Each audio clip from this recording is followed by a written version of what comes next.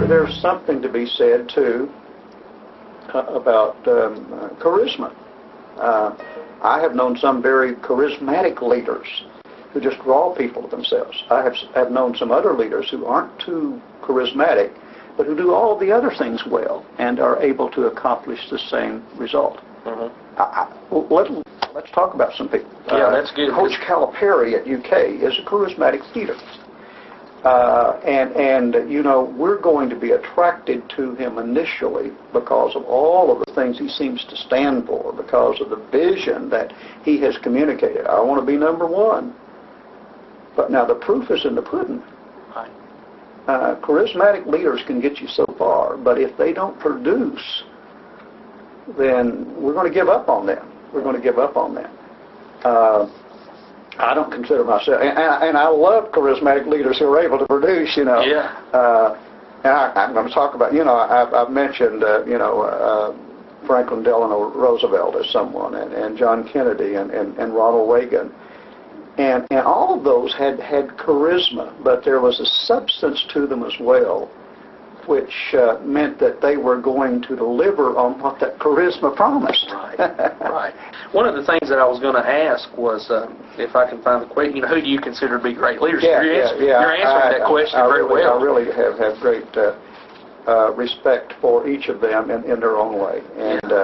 And really, these leaders, to me, of course, Christ was the greatest leader. There's no question about that. Right. No question about that. He embodies all of those things that we've just talked about. Yes. You know, I mean, honesty and integrity. He communicated his purpose repeatedly over and over and over again. He was willing to take the message to the people. He was able to communicate in a way that people understood and could embrace. He used parables. I mean, he used a language really used men. You know, he did not set himself above anybody.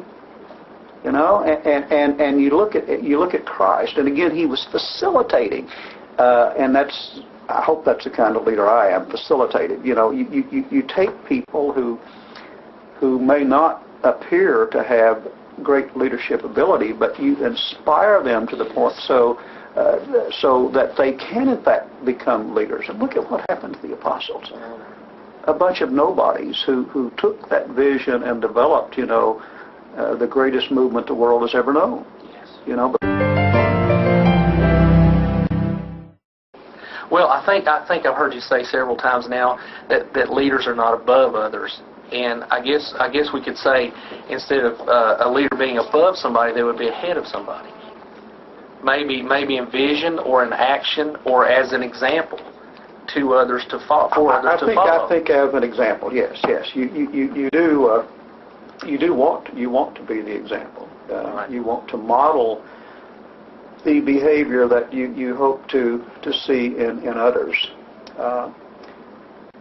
You're absolutely right.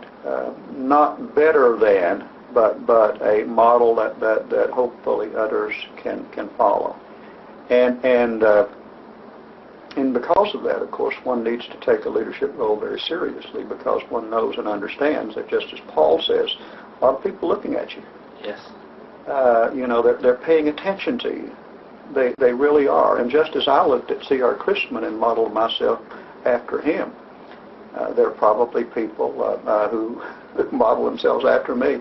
So you're right.